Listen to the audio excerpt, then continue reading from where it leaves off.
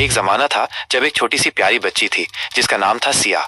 सिया को उसकी माँ से बहुत प्यार था और एक दिन उसकी माँ ने उसे एक खास तोहफा दिया। ये तोहफा माँ हांगकांग से लाई थी, माइनस एक लबूबू डॉल। ये डॉल दिन के उजाले में बहुत ही प्यारी लगती थी।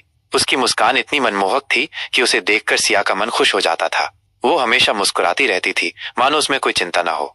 लेकिन जैसे ही रात होती उस डॉल में कुछ बदल जाता था। उसकी आंखें वे अचानक लाल चमकने लगती थीं, एक अजीब सी चमक जो दिन की मासूमियत से बिल्कुल अलग थी। सिया ने इसे कई बार देखा था, पर उसने सोचा कि शायद ये रोशनी का कमाल होगा। एक रात जब सब सो रहे थे, सिया के कमरे से अचानक एक तेज चीख सुनाई दी।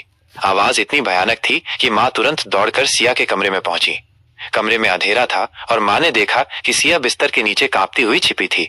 उसका चेहरा डर से सफेद पड़ गया था और उसकी आंखें बड़ी बड़ी थी।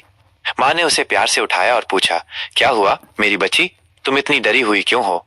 सिया ने डरते हुए, लगभग फुसफुसाते हुए कहा, माँ, लबूबू डॉल चलकर मेरे पास आई थी। माँ ने उसकी बात सुनी और हंस पड़ी। उन्होंने सोचा कि सिया ने सपना देखा होगा या उसे अंधेरे में कोई भ्रम हुआ होगा। माँ ने उसे प्यार से समझाया, उसे बहलाया और फिर से सुला दिया।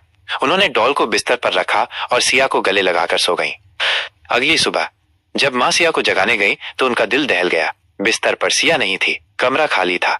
सिर्फ लबूबू डॉल बिस्तर पर बैठी थी, उसी अजीब रहस्यमयी मुस्कान के साथ, और उसके छोटे से हाथ में था माइनस सिया का लाल रिबन जो सिया अक्सर अपनी चोटियों में बांधती थी। उस रात के बाद उस घर में कोई नहीं रहा। कोई नहीं जानता कि सिया कहाँ गए और लबूबू डॉल की उस मुस्कान का क्या राज था। क्या आप इस कहानी का कोई और पहलू जानना चाहेंगे?